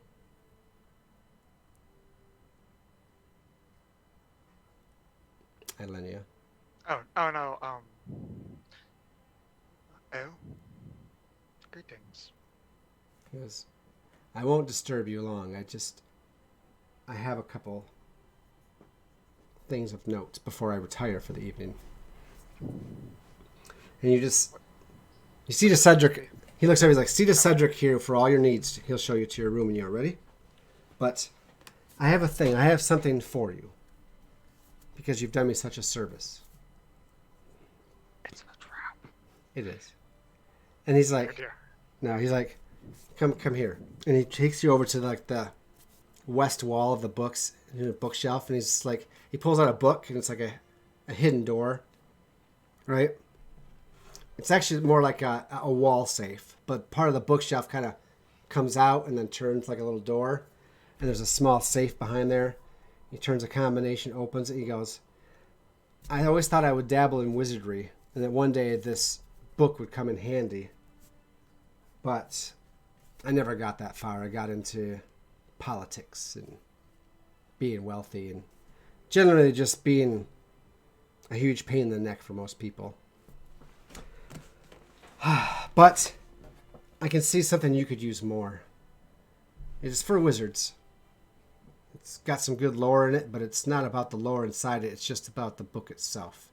It takes out this like book. I don't know. It's about the size of a textbook, you know, thickness and size, like height and width. And he's like, carry it on you, and it will just do for you what you would want it to do. It's black bound. It's got pages written in purple ink on like, you know, real dirty off-white pages. And he goes, if you wish it, it is yours. I shall accept it. Thank you for this and everything. He bows. I have one more thing to discuss with you, but I'm not ready to do it yet. I will talk with you in the morning about it. Very well. Have a good evening. Likewise. And he bows deeply again before leaving. I'm just going to drop it into your character sheet. Uh-oh. What you received is an arcane grimoire. Oh. So, what it does, it's a +1. There's a +2 and a +3, but you got the +1. It basically gives you mechanically, it gives your spell attack +1 and your spell DC a +1. Oh, sweet. Just by having it on your person. That is awesome. Oh, that is nice. Just add a tune to it and you're good to go. Yep, requires attunement by a wizard. You can use it as your spellcasting focus for your wizard spells. You're getting a +1. Oh. Well, In addition, okay. you can use this book as a spell book if you want. In addition, when you use your arcane recovery feature, you can increase the number of spell slots you regain by 1. Oh, that is handy. Sweet. That is handy. That is very handy. So, That was one of the issues I was running into is, well, spout ammunition. well, there you go. I already dropped it onto your character sheet. I don't know if it affected. It should have hopefully affected your stats in there. Just to make sure that everything is... Yeah, I'll check it. Okay. +1 spell attack, +1 save DC, and the +1 spell slot regain when you do that ability. So I want to make sure you got that, and we're pretty close to the end. I'm highlighting all my points I go over. So I'm going to come back to Sarek real quick with Alonza, and then Zorm is going to give you guys your payout, and ask who's staying on, kind of that the moment. And then I have an ending point because we're coming to the close of chapter 2, and we'll be out of here for a few weeks, which I don't want to, but things come, and I got some stuff to do in real life, and Lucas is going to take a break for a couple weeks. I'm just saying, it's going to take a couple weeks off and just not have D&D in his head all day long, because he does. I better pay attention to my children once in a while. Anyway, feels like there's D&D in my head, and everyone can hear me rattle when I walk. Yep, those number rocks are just bouncing around. Sirik. Alonza is always there. She doesn't seem surprised when you walk in. She actually kind of looks up and just nods. Briefly, you barely see it, and then she goes back to lighting some candles.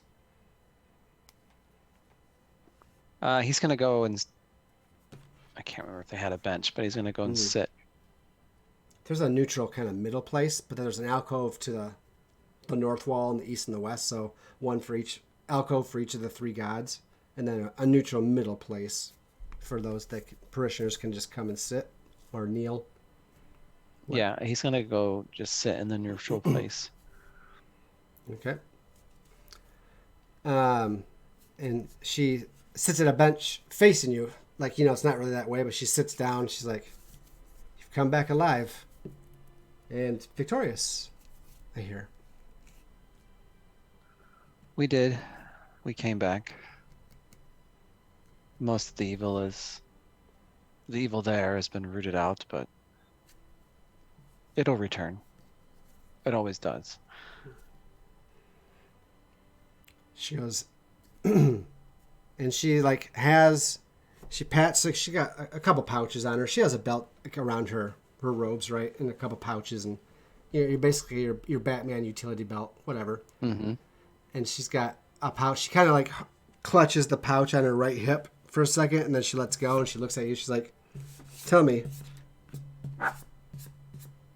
have you given any thought about becoming a chosen of one of these?"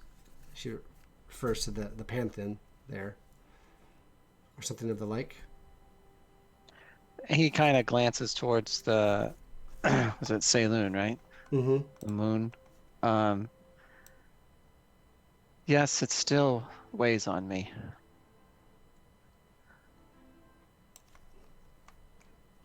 Turn that music off. I will need time to reflect here. She goes. She clutches the thing again. She's like, and then she stands up. She's like, "Very well. I'll leave it to it. But I will see you again before you leave."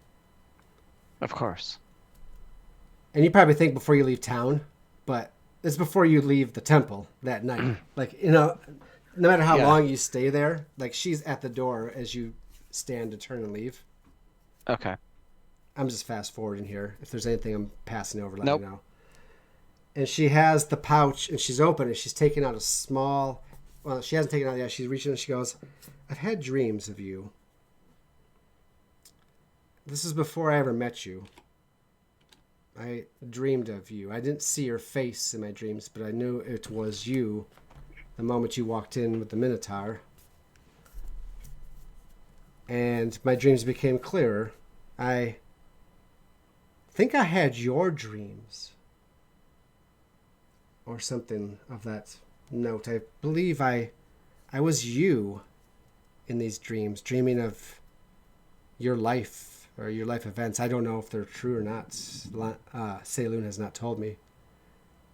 But in it, you or I was always running from something dangerous in the woods. And I was trying to get to something. It was small, by a tree. Do you know what I speak of? He kind of closes his eyes and nods. I do. And she goes, "Was it this?" And she pulls out of the pouch the box, the little box It looks exactly like the one that is in your dreams. The one that you're always trying to open. And she pulls it out, and it matches like the size, the color, the shape, the texture. Maybe you never quite touch it. Like, does it look like this? So he kind of startled, takes a step back from her, and then looking at the box, then he looks intently into her eyes. I was wondering if you were going to. And you see that they are normal eyes. Pretty. Wise. You Good. know, Sirik's last. but normal. Six Wanted left. for murder. On the Before he Don't want to even leave knows him what. here wanted for murder. Yeah.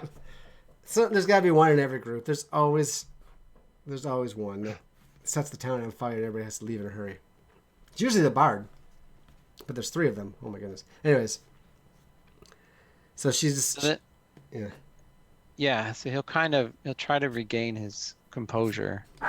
She can tell you weren't hiding it very well. She can kind of tell by your look, probably. She's like, "Go ahead." Yeah.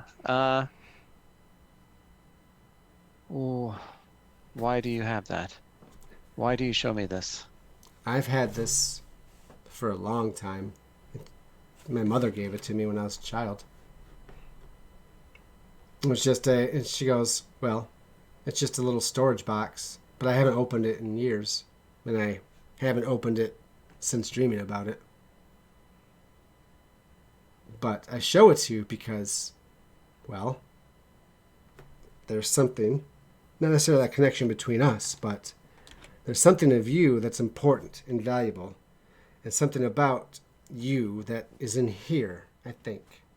And it's not up to me to look. It's not up to me to know. It's none of my business.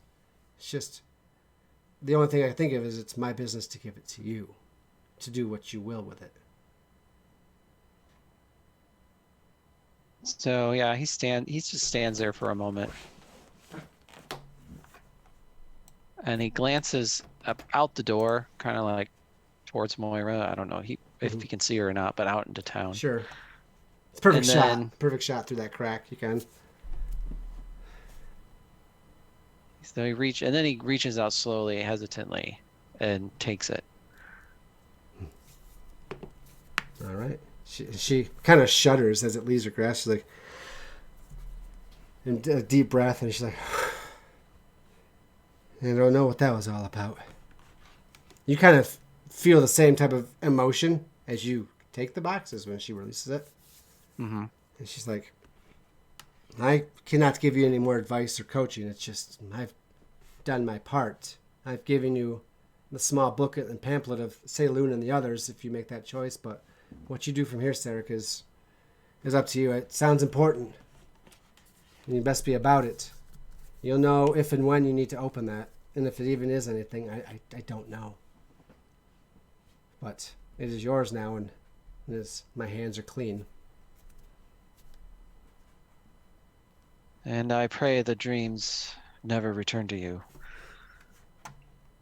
And they don't. Or do they? So that's... Anything else, Sarek? No, he's just gonna kind of walk out in thought, holding the box. Sure. I'm going to fast forward, then I'm going to back up, and then I'm going to fast forward again, and then we're going to close out. Ilenia, the day you guys leave, let's say it's like 2 days later, there's just a lot going on, and people didn't want to leave, and neither did you. But when you guys are packing up the caravan in town, you see that the Baron rolls up with a large coach that can carry quite a bit of luggage, and a team of like 4 horses, and a footman, and a driver, and like 2 personal butlers or armsmen, and he's got his thing loaded to bear. And he's like, wait a second, and he comes out like Zorm's like, whoa. This menagerie is getting ridiculous. No. Yes, the Baron, when it's going to break down to, he's like, I've put things in motion with the forge. I have everything set.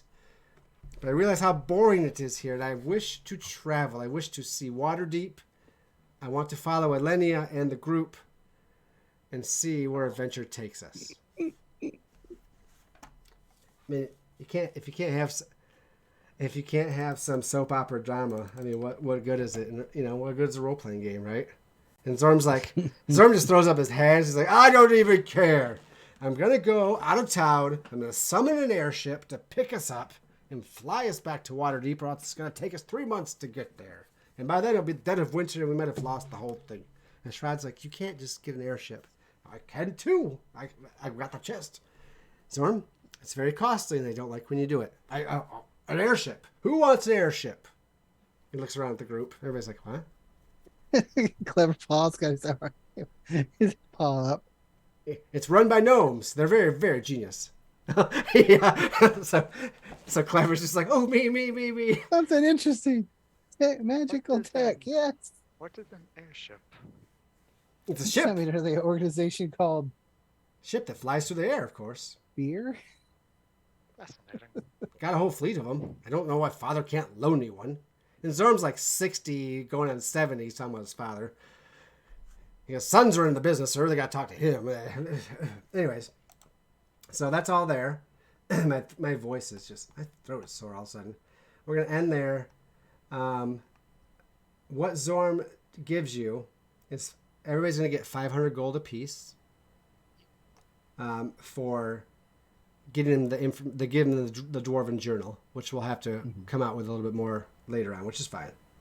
And then slaying the dragon, everybody gets another additional 500 gold pieces. I will post it. So everyone makes a cool 1,000 bank from Zorm. And also, once you get to Waterdeep and a few days go by, there's going to be a dragon scale mail armor, black scale mail for you guys, or you guys can sell it if no one wants it. But, it's a nice set of armor, depending on, you have a lot of stable characters too. Depends on how you want to do it. You guys talk about it. So, before I close out with my last little scenelet, is there anything anybody wants to say or do? I think maybe Sarek? I mean, is there any goodbye? Like, so sad. Yeah, he's just probably just holding this box, deciding on when to tell Moira. Okay. Well, this is a couple days later. I was curious if you're departing with the group or leaving them to travel in a direction or staying. Yeah, so he and Moira will be parting with the thought of potentially encountering them later. Okay. Comes as a shock. Or maybe it doesn't. Some of the, Zorm seems upset, but he's always very manic. So he's all over the place. And Shrad's nods and is like, very well. You know where we're going. And then you guys know where the next dungeon, quote unquote, is too. Marked on a map. He goes, if you don't find us there. And then from there we'll probably return to Waterdeep. Again. And again. Waterdeep, the hidden shrine of Tamoakan, back to Waterdeep. Kind of roughly is the plan. Then perhaps we will meet up there in the future. But until then, Moira and I have business to attend to. All right. I think Flint would hand you a copy of the book written in common that he has, in case you feel the hankering to read it, or you have someone else that wants it. It may get you a few coins in a library somewhere up there. History's weird like that. Thank you, Flint. I appreciate the gift.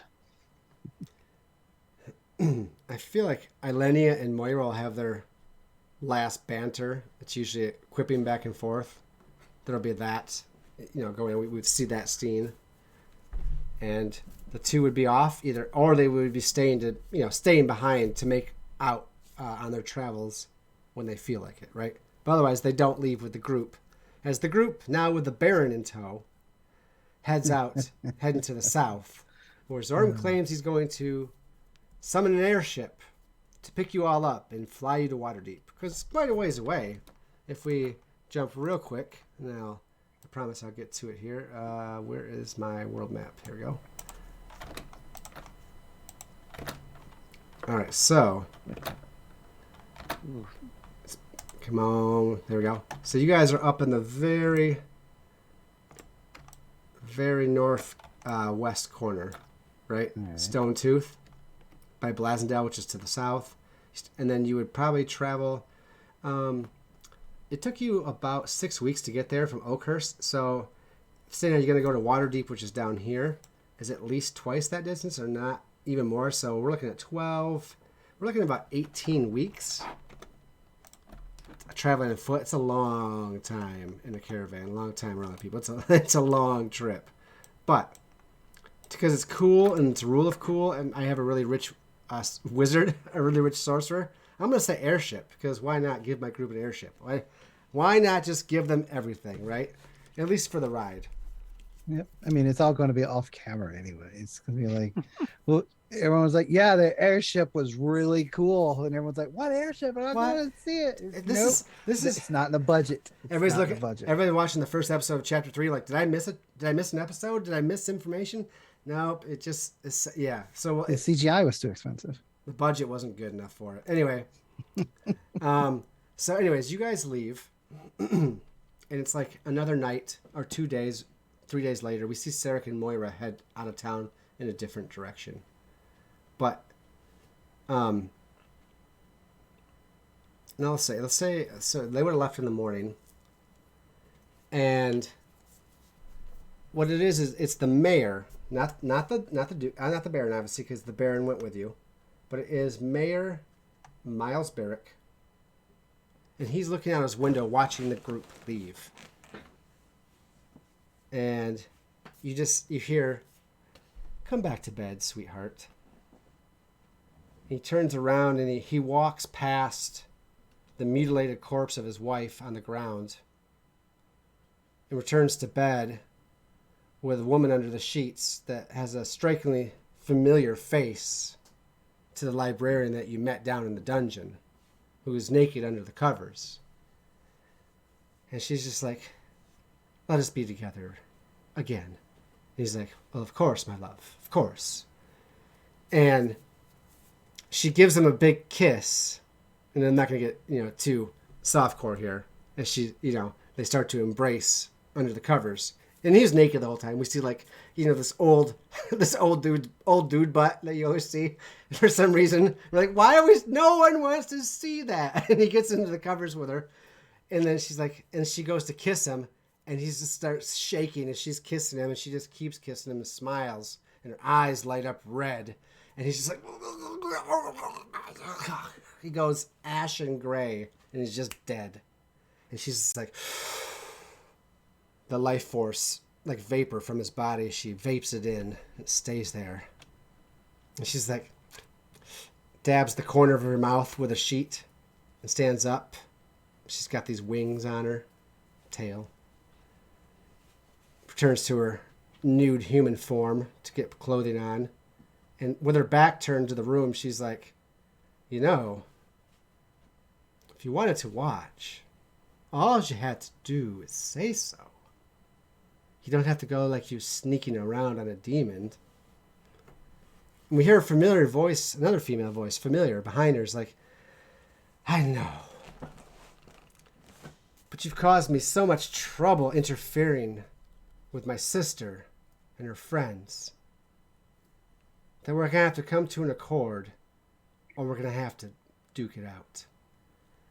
And Adala turns around to look at Lydia, our elven half-vampire necromancer that we knew from the first module that stayed behind at the slaughtered tree. So this half-elf vampire necromancer and this succubus. It's like a title of a manga. Yeah. Yep. And Adala in her human form look at each other, both squaring off with each other. And they both kind of look back out the window at the group that's leaving town. And we file out the window, cut to black. And it was the mayor? Yes. Yeah, I warned him. The one that, yeah.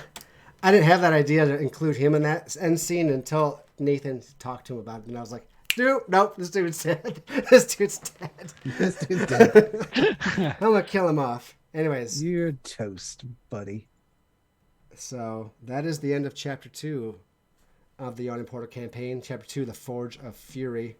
We have villains in the wings. We have reoccurring villains. We have new characters and old characters. We have more story arcs, personal stories, background stuff. It's all there. I thought it got pretty good. That's what happens when you do an all role-playing session and don't just do merciless murder hoboing. Isn't that right, everybody? Anyway, my name is Lucas. This is Lucas G Variety. Do a quick shout out, and then I gotta stop talking because I'm whooped now. My voice is gone. We'll be back. I'm gonna come back Tuesday for a Fallout game since we couldn't do it this last Tuesday because I had a little family thing. So we'll play Fallout, the ATL, this coming Tuesday, and then I'll be off for at least 2 weeks to get through near the end of September. And then we're gonna come back with Fallout on Tuesdays and Band of Blades on Thursdays. It'll be continued that way until Band of Blades is done. And then we're going to come back with D&D for Chapter 3, The Hidden Shrine of Tamoakan, which you'll find in the Yawning Portal. Tales from the Yawning Portal module, which is a bunch of old modules squished together. And I think this one was a 3rd edition as well. But I know the one... it was before that. It might have been, but the one that comes after, the White Plume Mountain or whatever, is like a 1st edition. So they have all the old editions crammed, remodified for 5e, and we're going to keep playing through them, writing them into our long story with an overall plot. The Shrine of Tamoachan. Yeah. The Hidden Shrine of Tamoachan. Hidden Shrine. That was originally for Advanced Dungeons and Dragons. Advanced, and so basically a 2nd edition. That's a 2nd edition. So that's a 2nd edition. Make up some 2nd edition characters. No, I don't really want to go back to it. I don't want to do THAC0 and all of that. All of our characters would be No. all of our characters would be illegal. Elves can't be this, and humans can only be only this. Magic users are elves, and so anyway, it was a rough system. It was good for its time, but it was still rough. Mm-hmm. All right, but anyway, so that's it. That's the plan. So a couple weeks off, it's gonna be kind of quiet, but come back Tuesday for Fallout. The ATL will be our 4th session technically, and of course Dan's running that, and it's great. It is great. What am I doing? I don't know. I'll pass it to you, and let's just do our shouters real quick, and then we'll go to bed. All right. I'm Soundwave's Ghost. Okay, I had to read my cue card here. I run and play games on this channel on Tuesdays and Thursdays, and sometimes on Wednesdays I play somewhere else, or I just exist somewhere else. And then on the other days I'm hoboing around in the chat or finding someone else's chat to hobo in that night, because I'm near my computer most of the time and I'm able to be reached if you need me. But on Tuesdays, I'm currently running the Fallout RPG. It's a 2D20 system based off some of the work from Modiphius. They are currently in the Atlanta area. I'm calling it the Fallout, the ATL, in the honor of the location, because most Fallout games had some form of the name of the location in the title and their expansions and stuff. So it's Fallout, the ATL. On Thursdays, we're going to take this on hold for a while, but this is one of the 2 things to do on Thursday. The opposite Thursday, I am playing in the Band of Blades, which was a military fantasy campaign, almost like an inverse campaign. Instead of going towards the enemy has beaten you, and you're trying to make your way back to the last great hold to push back the darkness, your Helm's Deep, if you will, to push back the enemy long enough for winter to settle in so you can regroup on the following spring and try one more time to defeat the great enemy. We are at Rohan, basically, in that parlance of that analogy. We're real close to the end, but we're not quite to that good part. But we're getting there. We have some good missions, and me and Dom, I roll terribly and he rolls great. So it's been a lot of fun. Ain't that the truth? And occasionally we have our other friends show up, because real life can be quite the hammer and fun, and not always a nail. It's sometimes your toe or your thumb. It hits. But we're going to do the game in Gallimaufry again later into the fall season.